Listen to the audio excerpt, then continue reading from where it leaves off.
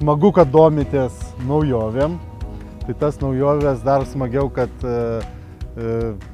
žemės ūkio technikos atstovai atveža ir į mūsų ūkį.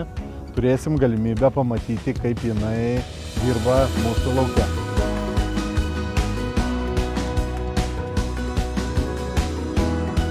ProSeed sėjamoji, tai yra naujo tipo tikslaus išsijimų sėjamoji Vaderštat įmonės sukurta.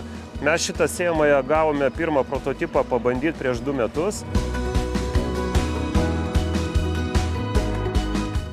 Tai kuo unikali šita sėjamoji, ką su ją nori švedai parodyti ateities ūkiuose, ateities, kaip sakyti, sėjimų technologijai. Tai sėjamoji, kuri sėja tiksliai, išlaikydamas jos gylį ir tiksliai išlaikydamas jos įdėjimą į žemę.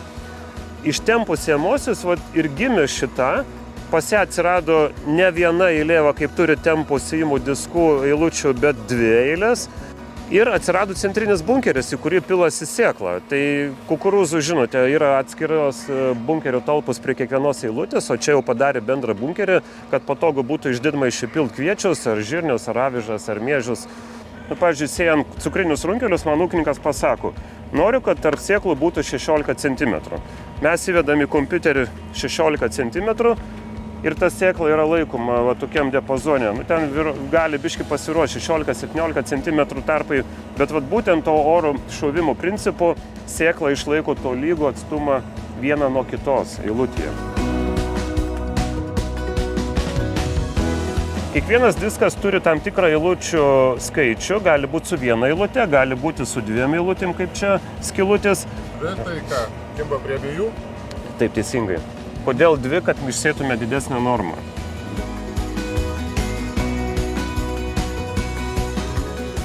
Šitie valdikliai įdomų dalyką atlieka, kada važiuojam, darom posūkį, tai kraštinės išorinio spindulio sėjimo dozatoriai pradeda suktis greičiau, kad išlaikyti sėklų kiekį, negu vidinio spindulio dozatoriai.